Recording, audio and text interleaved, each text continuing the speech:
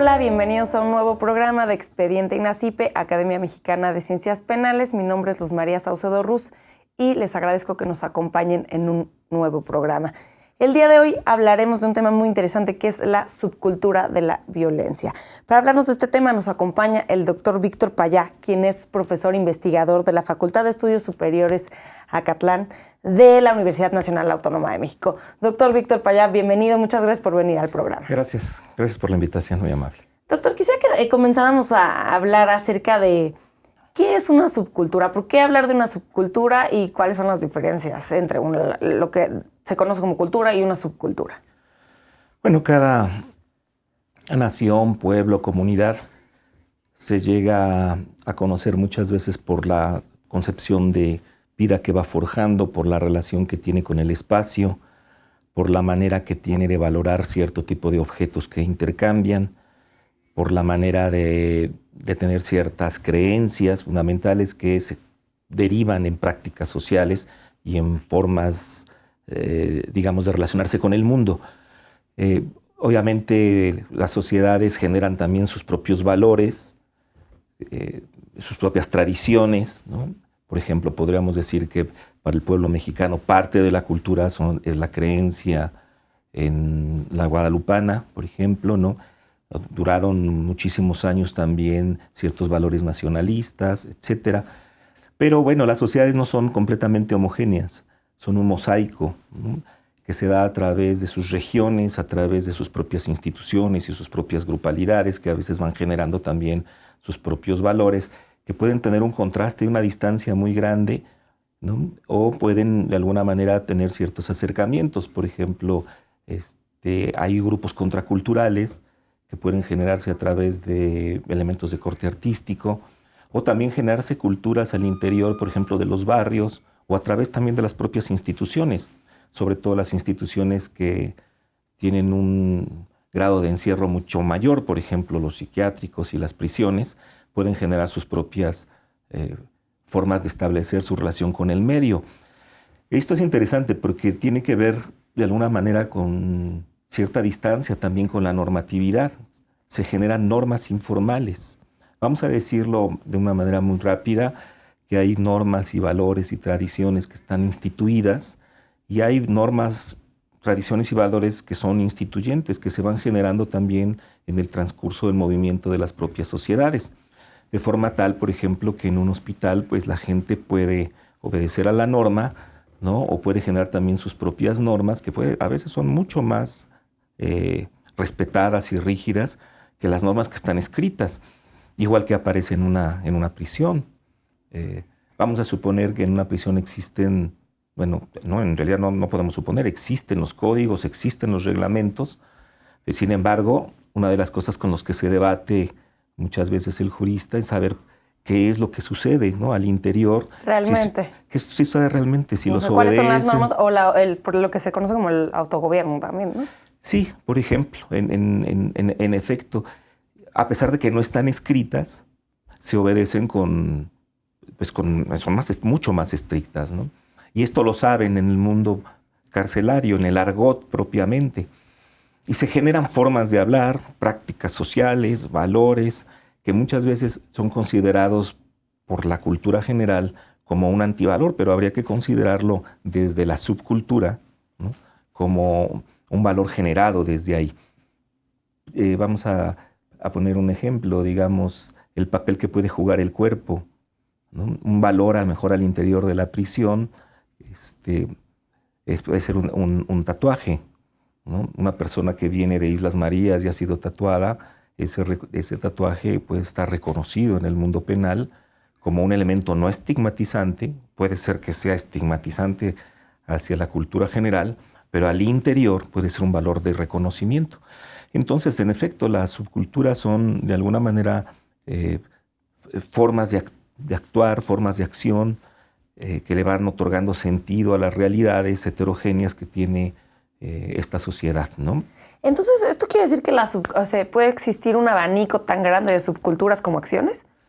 Pues sí, porque uno puede ser que no esté de acuerdo cuando uno ve, por ejemplo, en el barrio por ejemplo, en El Salvador, en los barrios que le llaman el barrio 18 y el barrio 13 de las Maras, uno podría decir eso está mal, hay una serie de elementos muy violentos, cosa que también es real, pero nosotros tendríamos que ir mirando cómo se fue construyendo, digamos, esa grupalidad a través, por ejemplo, de las derivaciones de los huérfanos de la guerra, ¿no? De las migraciones de Estados Unidos, de Los Ángeles, nuevamente hacia El Salvador, en donde los espacios forman parte también de la identidad. Uno ve uno puede ver digamos, los videos, o puede uno ver los documentales, o incluso las propias noticias, y ve a estos hombres y estas mujeres tatuados incluso de la cara, del cuerpo, que generan sus propios formas de comunicarse, ¿no? A través de las manos, a través de la gestualidad. Y podríamos decir, por un lado, que estos hombres y mujeres que han sido relegados de una cultura de la modernidad, dentro de los propios circuitos en donde se benefician algunos sectores, de alguna manera ellos son excluidos y regresan generando esta cultura de la violencia para poder de alguna manera retomar parte de esto que no tienen acceso. Entonces, marcarse, por ejemplo, un tatuaje en la cara con el 13 o con el 18, para cualquiera de nosotros desde el exterior y a simple vista podría ser una irracionalidad. La cara, que es de alguna manera el elemento más individual, particular, y el elemento que nos permite ver cómo nos comunicamos con el otro a través de la mirada, a través de la gestualidad, tiene la marca del grupo, tiene la marca de la pertenencia en ese momento, ¿no? Es decir, el sujeto es individual, pero pertenece al grupo y por tanto también pertenece a un territorio. Y solo dentro de esas subculturas se sabe, se conoce, ¿no? Porque por el lado, sí, la gente que está fuera de las subculturas puede ser que no se conozcan estas normas. Sí, en efecto, para cualquiera observador externo tiene una gran dificultad en ver en qué se fundamentan y se basan esas normas. Déjenme decirle que por eso muchas veces el antropólogo urbano o el sociólogo somos hasta cierto punto criticados, porque en el momento de hacer o mirar este tipo de estudios parece que se justifican de alguna manera estas acciones, estas normas o estas formas de actuar. Y claro, el sociólogo lo que ve es la búsqueda de este sentido, tratar de alguna manera de ver que este sentido no es completamente irracional. Hay un estudio que se hizo por ahí de 1922 que se convirtió en un clásico de la criminología, de Edwin Sutherland, y se llama Ladrones Profesionales. Y en ese estudio, este criminólogo inglés, que tiene como informantes a ladrones profesionales, tiene la tesis de que el ladrón actúa tan racionalmente como un empresario, porque él calcula, ¿no?, en qué momento debe de actuar, tiene reglas del juego, como por ejemplo que si da un golpe no volver a repetir, dar otro golpe en el mismo momento, ¿no? Establece relaciones con el mundo jurídico, establece relaciones con el mundo, con el mundo policial. Es decir, cuentan con abogados, cuentan con redes también en un momento determinado. Tienen normas y técnicas de transmitir el propio conocimiento, ¿no? Por ejemplo, de cómo robar y las especialidades que se pueden dar en joyerías, en casas habitación, etcétera. Y tienen normas de exclusión al grupo y sobre todo tienen un valor que casi todo grupo tiene, que es el valor de la lealtad y la no traición, que muchas veces eso puede costarle a la gente hasta la vida, ¿no? Eso es un valor, por ejemplo, que aparece en prisiones. Sí, claro. La lealtad y el saber escuchar, mirar, pero no decir absolutamente nada. Las formas de hablar, incluso de los presos lo dicen, en boca cerrada no entran moscas, etcétera, lo cual habla que la lealtad permite cerrar el grupo, afianzar los vínculos y además, de alguna manera, protegerse en estas formas de racionalidad y de acción. Cuando en estas subculturas se adoptan este tipo de valores, ¿no?, que se manifiestan y que se respetan entre ellos, quiere decir que, o podría decirse que se está normalizando la violencia, no se considera que es algo diferente a una actividad empresarial, que es más o menos lo que nos está platicando. Sí, bueno, en principio la lealtad casi hay que verlo como un valor general, en principio. Es decir, la lealtad se pide en la familia, se pide en las instituciones, la adhesión a la propia institución. Es decir, se trata de que los secretos de las instituciones, de las comunidades y de los grupos no salgan, fundamentalmente, pero dado en cierto tipo de grupos en donde la práctica social puede ser a contracorriente, ¿no?, de los valores generales de una sociedad, efectivamente podríamos decir que al interior del grupo siempre hay un elemento de racionalización, independientemente de que las actividades sean diferentes, sin duda, porque la actividad empresarial es diferente a la actividad delictiva, aunque las dos tienen este elemento instrumental de racionalidad y de cálculo, cada vez menos, ¿no? Porque también hay muchachos que en un momento determinado, en el propio desarraigo y en la droga, no hacen ese cálculo.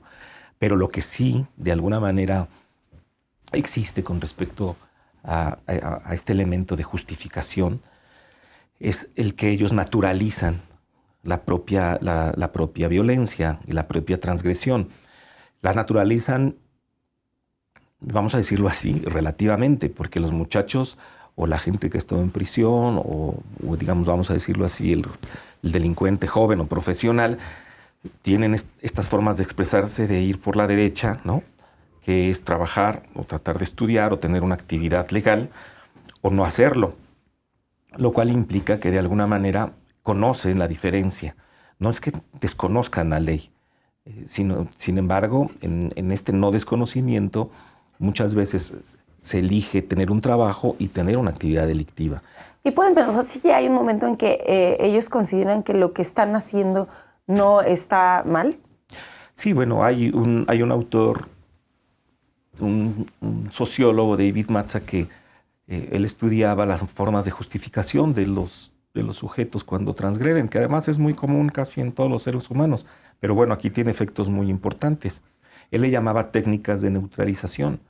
Entonces, si uno escucha a alguien que ha robado, puede referirse como que tanto es quitarle la pluma a un ganso o el pelo a un gato, ¿no? Finalmente él tiene mucho, yo no tengo dinero, bueno. Incluso en casos mucho más graves, por ejemplo, del asesinato, bueno, pues es que yo le dije que se quedara quieto, que no se moviera, etcétera, ¿no? Y bueno, para qué lo hizo, se rebeló, ¿no?, se amotinó, etcétera.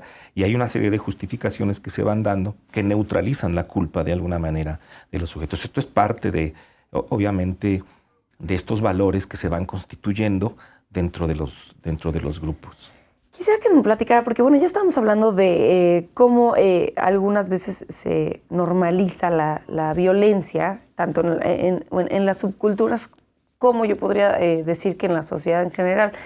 ¿Cuál es el papel que ha tenido o que han tenido los medios de comunicación para este tema?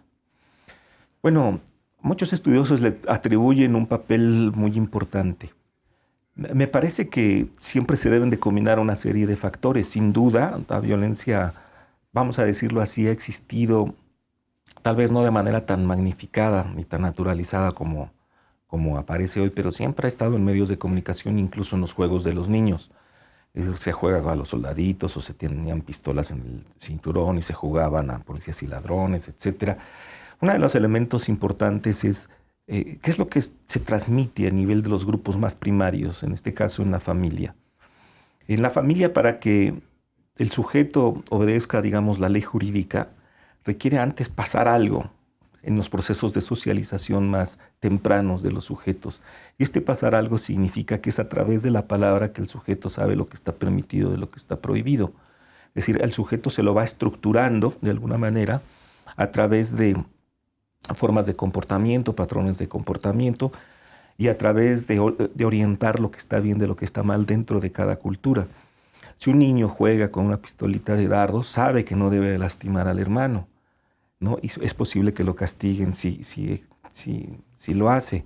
Igual si juega de alguna manera alguna batalla, igual si ve la televisión, pero de alguna manera si la ve solo, si ese niño está huérfano de palabras, huérfano dentro del juego, del deseo familiar, no tiene un solo lugar, no tiene un lugar de reconocimiento, y no solamente del reconocimiento del rol y la función que alguien pueda cumplir, ¿no? Bueno, tú tienes que ir a la escuela o tú tienes que ayudar a las labores de la casa, sino también dentro del deseo de la familia. Tú eres importante para mí, ¿no?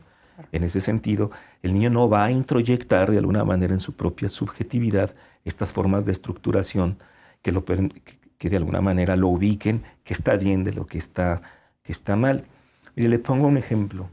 Muchos de los compañeros de mi generación decían que su papá podía tener una pistola en casa, pero decía la pistola podía estar en el buró y nadie tocarla. Sí, claro. Era una especie de tabú o estar guardada. Y esto implica de alguna manera que había formas de, precisamente de educación, en donde el niño sabe qué es lo que está bien de lo que está mal.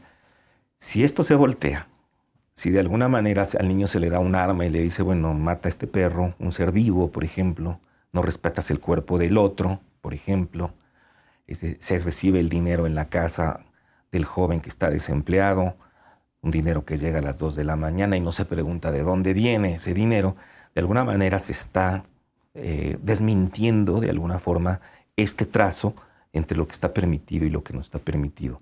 Desmentir la ley es muy común, es decir, el elemento propiamente de no preguntar de dónde llegaron estos celulares, de dónde llegó esta mercancía, ¿no? Eso permite de alguna manera autorizar.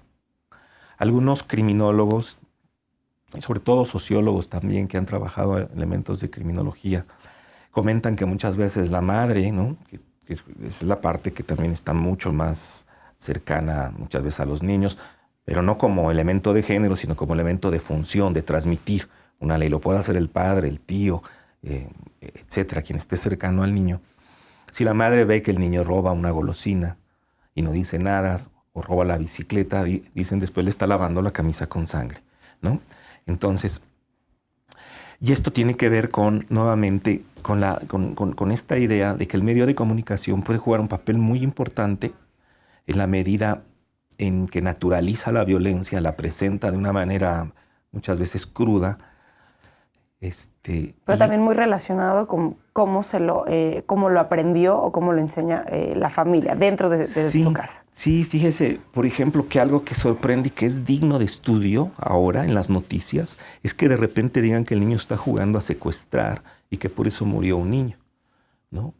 O que al jugar a entrar a robar mataron a una familia. Eso no es jugar. ¿Qué es eso exactamente, no? Eso hay que preguntarlo de alguna manera a los estudiosos en sociología, en psicología, en criminología. De alguna manera, ¿qué papel juega, valga la redundancia, el juego que permite formas de socialización y de diferenciación entre el mundo real y el mundo de la fantasía a esto que se le llama juego y que no lo es tal? No porque sean niños, ¿no? Directamente. Es decir, al niño no se le ha enseñado esta diferencia entre la parte, vamos a decir, de la fantasía e incluso del respeto al cuerpo del otro y de la vida y de la muerte, y en aprender a jugar parece ser que imita directamente. Doctor Payá, necesitamos hacer una pausa, pero volvemos con este tema tan interesante. Sí. Al auditorio, por favor, continúen con nosotros. Estamos en Expediente INACIPE, Academia Mexicana de Ciencias Penales.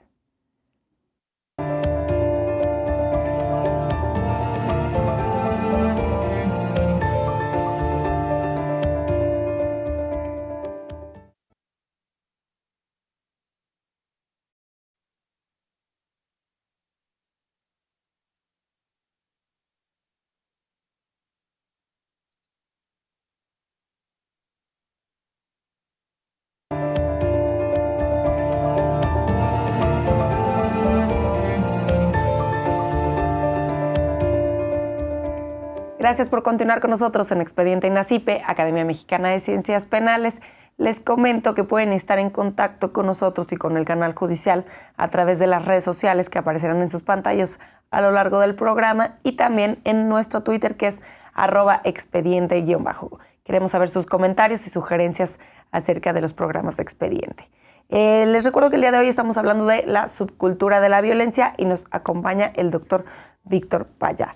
Doctor, a lo largo del primer bloque también mencionamos en varias ocasiones la importancia de los valores. Yo quisiera que, y de las normas, ¿no? De los valores y las normas.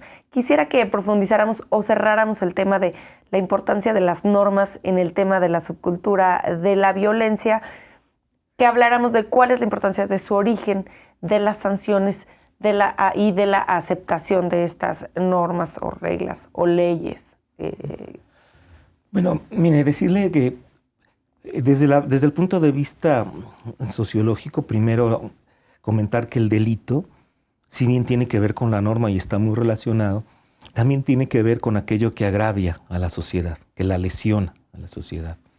En ese terreno es bien interesante ver cómo el sistema jurídico se relaciona con la opinión pública y con la propia cultura de una sociedad.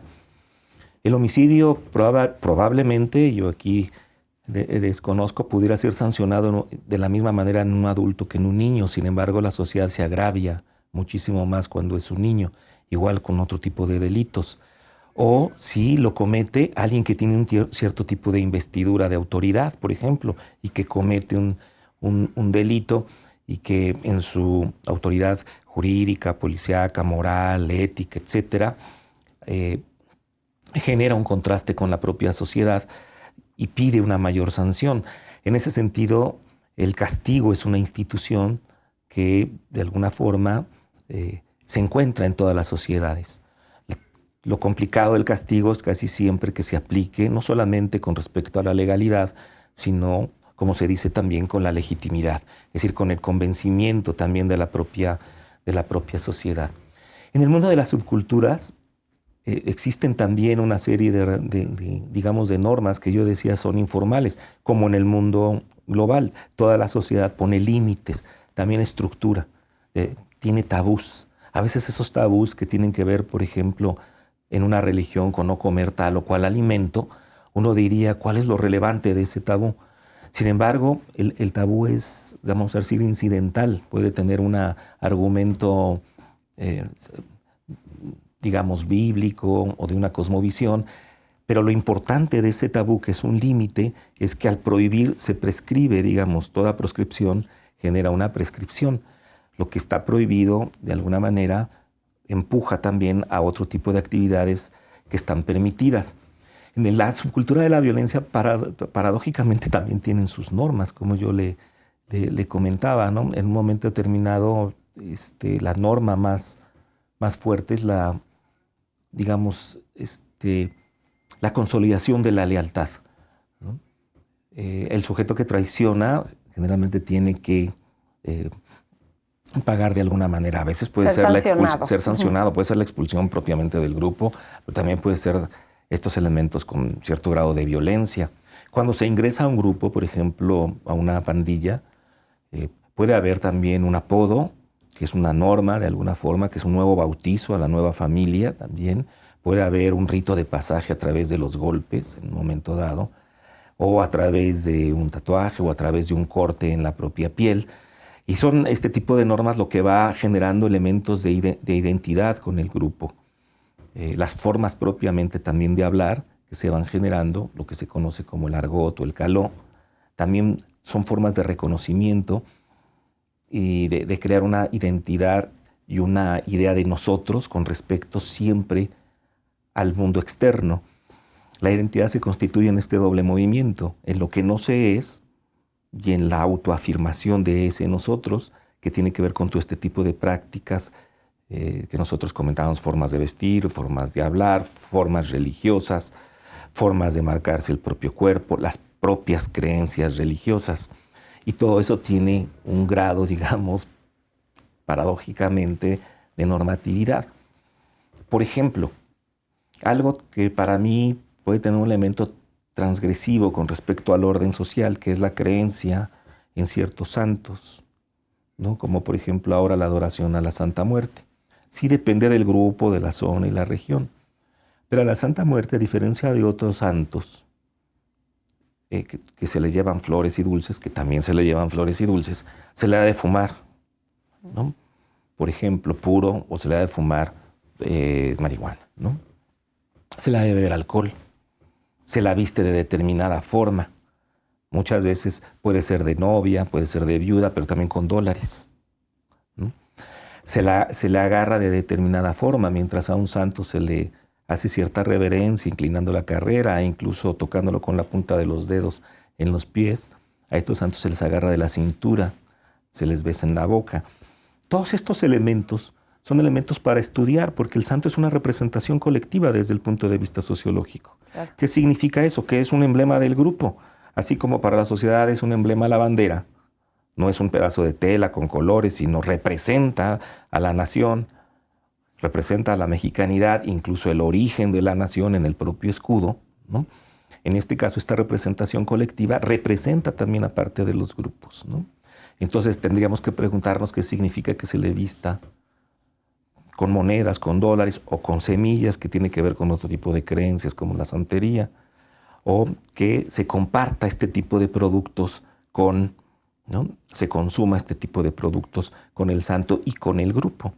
Recordemos, por ejemplo, que una de las maneras más importantes para poder afianzar la identidad es ingiriendo los mismos alimentos. Esto aparece en muchas religiones, muchas veces. Se puede hablar que no solamente es una metáfora el que uno consume el cuerpo de Cristo o la sangre de Cristo. La comunión, de alguna manera, renueva la sangre y la carne en el propio grupo, hace un solo grupo en esa parte. A eso me refiero con una representación colectiva. En ese sentido, es muy interesante estudiar estos santos, qué se debe de hacer y qué es lo que no pueden hacer también, ¿no? En ese terreno habría que ver que la norma es muy flexible en estos grupos. El que peca y reza, dicen, empata, decía por ahí un dicho de un estudio de un amigo colombiano sobre... Como no están escritas, pueden ir ajustando sus propias reglas, pues, ¿no? Pues sí. O propias normas. Pues sí, y además en la creencia es muy común. Porque en este tipo de subculturas de la violencia, por ejemplo, las reglas no están escritas. ¿O sí? No están escritas, pero hay reglas que de alguna manera se obedecen de manera muy férrea, ¿no? Por ejemplo, en el interior de las prisiones hay un montón de reglas que tienen que obedecerse. El pago de lo que se deba, ¿no? A veces se puede pagar planchando la ropa del otro, no están escritas, pero muchas veces son más estrictas o más rígidas que las normas que sí. Sí, hay gente que muchas veces puede en un momento determinado ser castigada al interior de la prisión por el tipo de delito que cometió afuera, el abuso a un niño, etcétera. A veces es muy reprendido por parte de la población. El filicidio en las mujeres tampoco no es muy bien visto por parte de las internas, que pueden generar también cierta aversión a los personajes al interior. O sea, hay límites que ellos también pueden tener. Y por el otro lado, las cuestiones que se puedan consumir, pedir, etcétera, que se tienen que pagar, se tienen que hacer también, se tienen que cumplir de alguna forma, ¿no? En esa parte, ¿no? O sea, parece que no, pero sí nos constituyen una serie de tradiciones y de valores que también se van transmitiendo, ¿no? Y que no están pegados en ningún código. Nosotros sabemos, todos los seres en sociedad y en las distintas subculturas, cómo comportarnos en cada momento.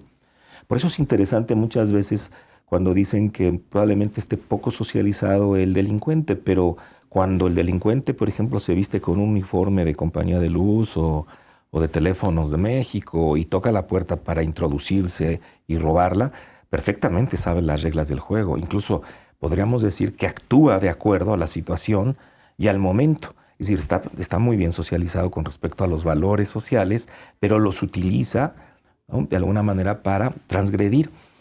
Entonces, ¿qué podría ser una regla en un momento determinado? Bueno, que si ya se robó y hay otra oportunidad en el camino, no hacerlo por un lado, ¿no? Que se reparta de manera equitativa cierto tipo de botines, que se reparta de acuerdo a la jerarquía, ¿no?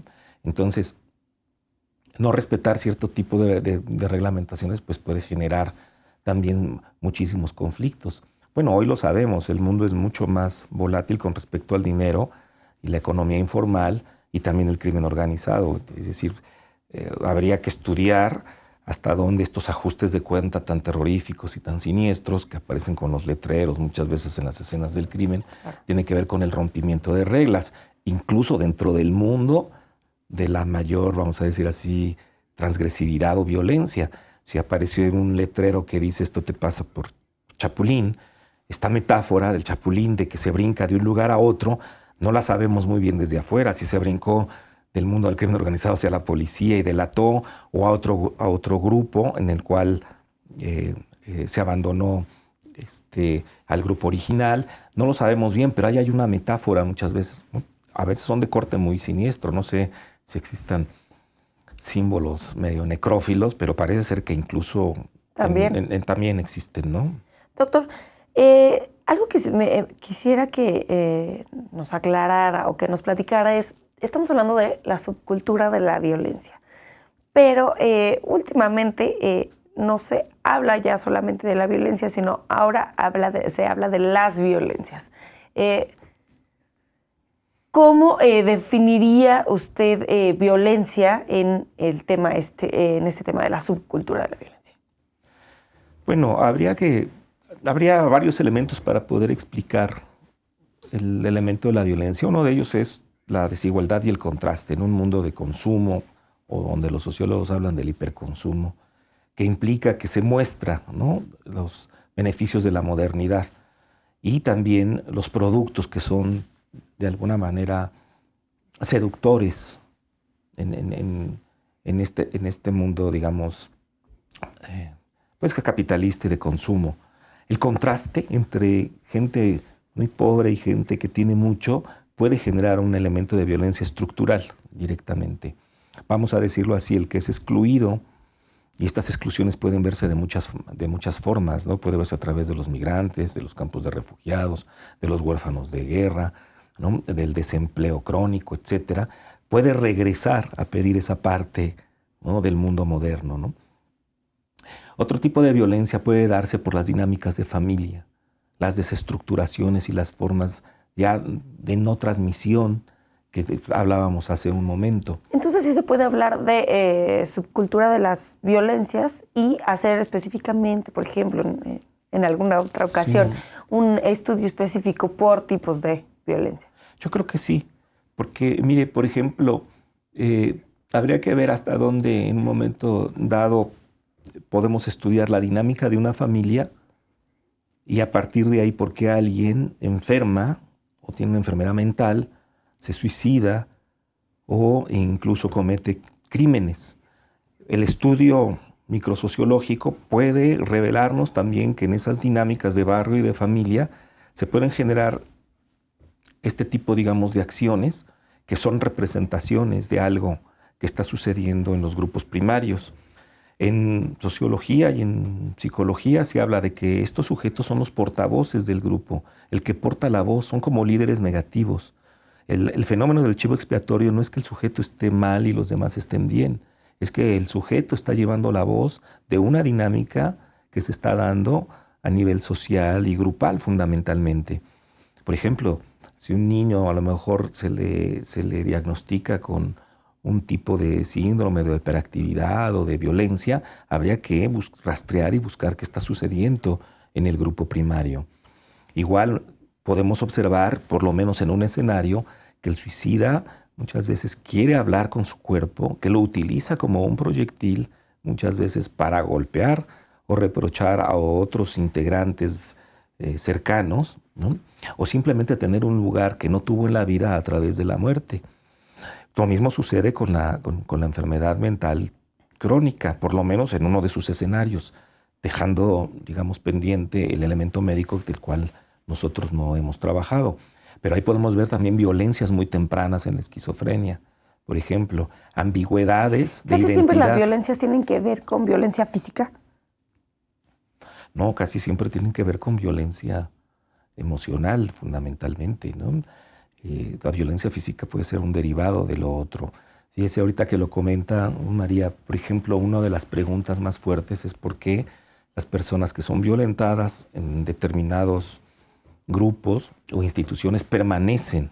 La pregunta es por qué se permanece en el orden de la interacción violenta. Porque independientemente de que puedan existir escenarios muy amenazantes, que sí es un escenario muy importante, muchas veces se participa de manera consciente y inconsciente de esa violencia. Por lo menos se participa en la propia interacción, ¿no? Al estar ahí dentro de una estructura en donde se retroalimenta parte de esa violencia. Y eso es algo que hay que seguir estudiando. Parecería ser como si los sujetos, sobre todo a veces las mujeres, estuvieran en un mundo, vamos a decir, coagulado, en un mundo viscoso, ¿no?, en donde están atrapadas en un campo emocional, peor que en la prisión, ¿no? Donde hay rejas y bardas. Es decir, ese campo emocional no las deja salir. Entonces, estos elementos hay que seguirlos estudiando y efectivamente son violencias diversas. Yo pienso que el sujeto queda atrapado primero por la parte subjetiva, ¿no? Y posteriormente se derivan estas partes de los elementos físicos. Bueno, es muy difícil comentarlo así. Generalmente se puede también dominar a un sujeto a través del golpe, de la violencia, del sometimiento, ¿no? Pero casi siempre comienza con violencia, sí, violencia emocional. Sobre todo cuando hablamos de violencia familiar, ¿no? Doctor Paya, necesitamos hacer una pausa nuevamente, sí, pero regresamos con este tema tan interesante. Al auditorio, por favor, continúen con nosotros. Estamos en Expediente INACIPE, Academia Mexicana de Ciencias Penales.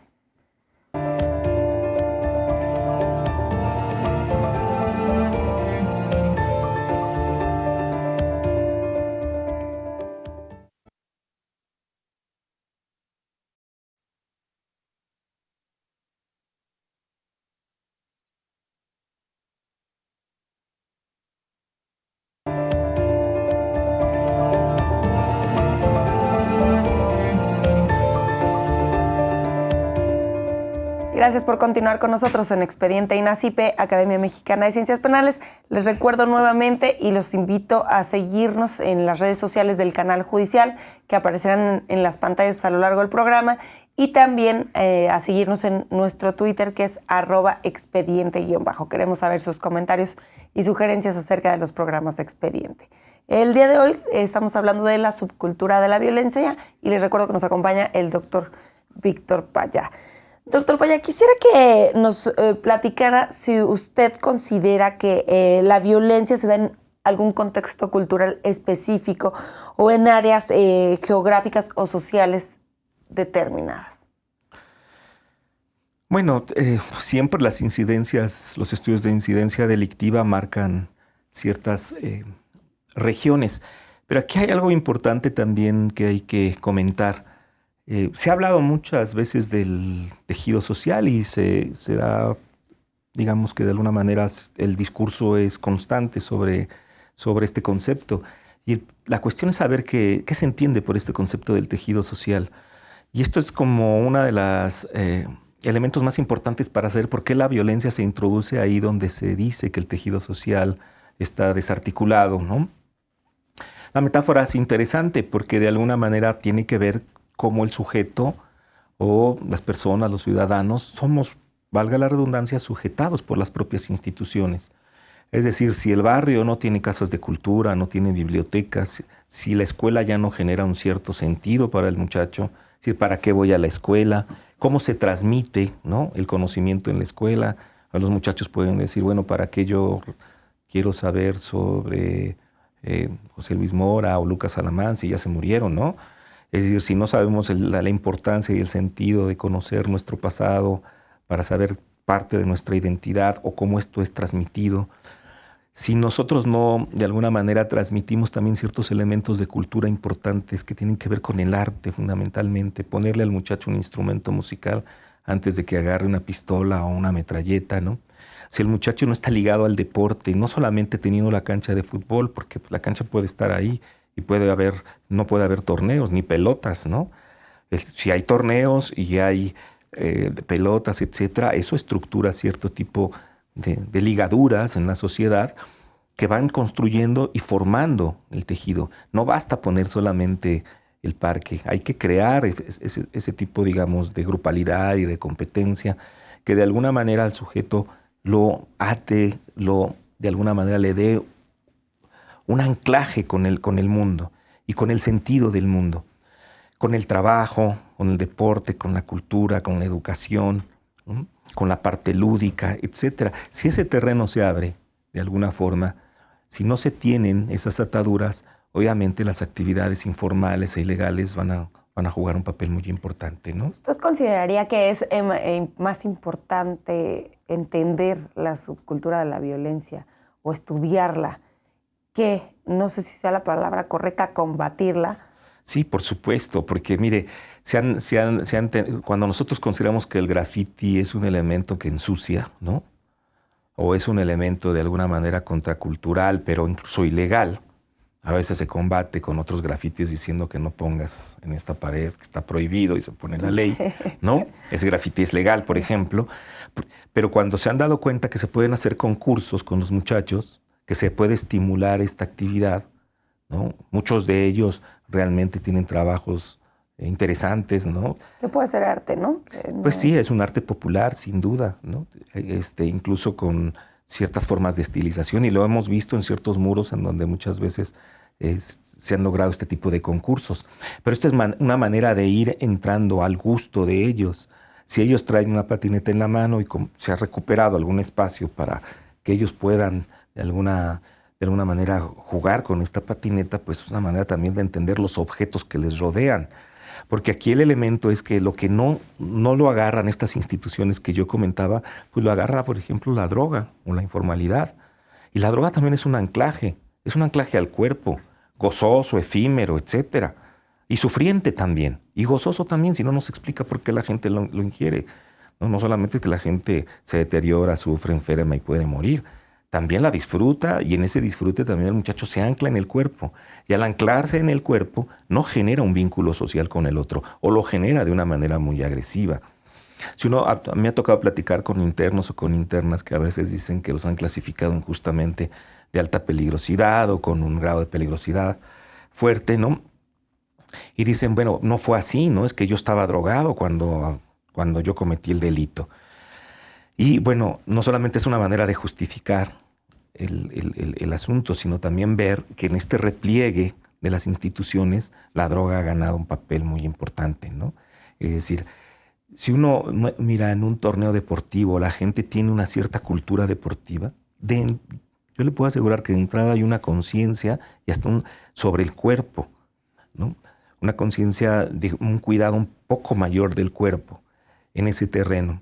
Si una gente tiene desde pequeño, no sé si una tablet, pero sí le puedo asegurar que un instrumento musical, o se le estimula a cantar, o alguna actividad artística, estoy seguro que de alguna forma va a querer formar parte de la banda musical del poblado, o parte de la orquesta de la escuela, si esto existe así, antes de tomar un arma y generar un valor mayor que tiene que ver con el consumo.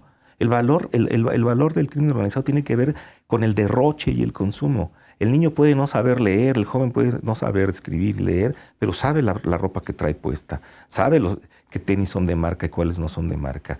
Es decir, que los jóvenes los estamos socializando solamente por los valores de prestigio del mercado. Entonces, ¿usted consideraría que el conocer la subcultura de la violencia sería como útil para, por ejemplo, las políticas de prevención del delito? Bueno, sí, sin duda. Hay una cosa bien complicada ahí, ¿verdad? Porque hay colonias completas en donde a lo mejor se venden autopartes y que son el centro de la distribución, ¿no? Ahí habría que ver cómo se puede trabajar con esta prevención a través, efectivamente, pues desde cero, para crear otro tipo de prácticas y otro tipo de, digamos, de actividades, porque también cuando se ha fortalecido una práctica así, pues generalmente genera además muchos eslabones y un fortalecimiento muchísimo mayor. Pero sin duda, para prevenir el delito, se habla también en la ley de un elemento de corte situacional. Se tiene que conocer gran cantidad de estos valores que están ahí en juego en los grupos y en las propias instituciones, ¿no? Doctor Paya, para serle sincera, yo no había escuchado previamente a que me preparara para este programa sobre la subcultura de la violencia. ¿Quién más o quiénes más tendrían que tener conocimientos sobre la subcultura de la violencia? Bueno, mire, no solo sociólogos, que es lo que yo creo que el mundo, ¿no? en el mundo de la ciencia jurídica ha caminado mucho hacia la sociología jurídica. Las grandes personalidades que reconoce el mundo jurídico, gentes como Zaffaroni, son gente que ha estudiado sociología. En realidad, cuando uno los lee, son gente en que han abierto el papel de la norma con respecto a que la norma también se flexibiliza y es apropiada, a veces incluso invertida en las propias prácticas. Entonces es muy importante saber que la norma está en el deber ser, pero en el deber ser no está la realidad. Eso es algo que es muy fuerte de reconocer. Es que se tiene que respetar esto, se entiende porque la norma estructura también realidades. pero el hecho es que están más bien en la parte del tipo ideal. Cuando nosotros incluimos a las ciencias sociales, complejizamos cualquier tipo de problema. Yo creo que en México, en principio, los programas en ciencias jurídicas y en criminología deben de tener un sesgo muchísimo mayor hacia las ciencias sociales, fundamentalmente, para conocer estos elementos de socialización temprana del sujeto. Es decir, el sujeto, yo desde la perspectiva sociológica, a veces no dudo de que existan personalidades psicopáticas, las hay. No dudo que existan personalidades sin culpa, pero lo que dudo es que esto sea solamente genético. Es decir, somos parte de una historia. Y esa historia es que nosotros nos formamos no solamente en términos educativos, sino cuando a nosotros nos enseñan a hablar, nos enseñan concepciones de la vida, concepciones del mundo, nos enseñan valores, nos transmiten tradiciones y formas de comportamiento. Y entonces habría que preguntarse en un sujeto violento qué violencias no ha sufrido previamente para actuar de esa manera. Y ojo, no estoy justificando, porque nosotros vemos los grados de violencia que tiene esta sociedad cuando, por ejemplo, a alguien lo pueden secuestrar, inmovilizar, tapar el rostro, es decir, considerarlo un objeto completamente. La existencia de los sicarios, ¿no? Es, por ejemplo. También ese es otro de los ejemplos, y habría que preguntarnos en ese sentido cómo el sujeto ha cosificado al semejante, ¿no? Y qué ha sucedido en él para que esto lo pueda hacer, digamos, sin culpa alguna, es decir, sin reproche alguno en un momento dado, o justificándolo en aras del mercado, el objeto a intercambiarse por dinero directamente. Entonces hay que regresar y hay que empezar a trabajar porque se están perdiendo generaciones. Es decir, no solamente se trata de endurecer y judicializar la vida cotidiana, porque si la gente no las introyecta, pues por mucho que se trate de sancionar elevando las penas, muchos de estos sujetos incluso ni siquiera se detienen. Elevar la pena para cierto segmento de la población muy violenta puede ser un reto, ¿no? Eso se ve incluso en los estudios cuando uno entrevista a algunas personas que están en prisión y dicen que es más emocionante si está la patrulla cerca, que es más emocionante robar, ¿no? En un momento determinado. Y también vemos que muchos de la criminalidad de alto impacto no desconoce la ley y lo hace incluso para desmentirla y para jugar con ella. Jugar con ella en términos de desmentirla. Es decir, a ver si me agarran. Porque esto forma parte, además, de una manera de vivir, vamos a decirlo así, muy gozosa, tremendamente siniestra, gozosa, adrenalínica, como ellos dicen, que va paralelo a lo que consiguen. No solamente a veces se trata de tener dinero. Muchas de las declaraciones que aparecen en los libros de don Julio Scherer sobre el secuestro, dicen, yo tenía dinero, yo tenía centenarios, lo que no quería es que me agarraran, lo cual abre un elemento muy importante para el estudio de la delincuencia. Por eso es que hay que abrirlo, no solamente en el mundo jurídico, que me parece muy importante, sino en el mundo de las ciencias sociales y las ciencias del propio comportamiento, para poder ser mucho más eficaces en las formas de prevención y en las políticas públicas, no solamente en términos de endurecer la ley, porque como decía, endurecer la ley puede motivar, ¿no? Incluso la pena de muerte puede motivar, ¿no? al sujeto a empujarlo a seguir delinquiendo. Esto se da mucho en delincuencia de tipo sexual, ¿no? También se da mucho en la delincuencia de alto impacto, ¿no? Ese es también un elemento pues, sumamente interesante y importante. Y bueno, también hay que decirlo, me parece que el elemento de un aparato de administración de justicia eficaz, que reduzca la impunidad, es también muy importante para no abrir estos elementos de violencia que se pueden estar dando en la sociedad. Como el caso de las mujeres, por ejemplo, que es sumamente preocupante, ¿no? Que debe de haber ya una política de Estado ahí en términos de ver qué es lo que está sucediendo, ¿no? Que está incluso dentro de las propias ciencias penales y jurídicas, es decir, se requieren criminólogos capacitados, criminólogos que respeten la escena del crimen, se requieren expedientes en donde los peritajes estén y formen una carpeta científica. Yo le aseguro que si se hacen bien esas cosas, de alguna manera se reduce el espectro de la impunidad. Doctor Paya, nos quedan 3 minutos y me gustaría que nos platicara hacia dónde va el estudio de las subculturas de la violencia y cuáles serían pues sí, los estudios a futuro. Uh-huh. Pues yo no le veo mucho futuro a las ciencias sociales. En realidad en México muchas veces las ciencias sociales se consideran como ciencias casi experimentales, ¿no? En donde los recursos no apuntan ahí. ¿Para qué sirve un sociólogo? ¿Para qué sirve un antropólogo? Un psicólogo social. Incluso hasta en la actualidad, que hay un elemento muy importante en la criminología, muchas veces no se sabe qué hacer con el criminólogo. Entonces, deben de apuntar, vamos a decirlo ahí, a fortalecerse, ¿no? El conocimiento en las ciencias sociales y del comportamiento, que eso va también por fortalecer muchísimo las políticas públicas, sin duda, ¿no? Yo insisto, si a la ciencia social se le relega en el mundo académico, en los programas... Es un tema mucho más social que, sí, podríamos decir, que penal, que jurídico. En efecto, sí. Podríamos decirlo que sí. Pero es muy importante ver que muchas veces de donde se recortan mayores presupuestos es en estas profesiones que se consideran no eficaces en términos monetarios. Sabemos para qué sirve un ingeniero, un arquitecto, ¿no? O un licenciado en computación, pero ¿para qué un sociólogo? ¿Para qué un antropólogo? Generalmente es como el hermano menor de la ciencia. Se considera que no son estrictamente formas científicas de conocer, pues, a los hombres y a las mujeres que de alguna manera están en sociedad. No obstante, ¿no? Vamos a decirle a contracorriente, existen este tipo de, digamos, de burbujas, de núcleos que se empiezan a dar en cierto tipo de programas académicos.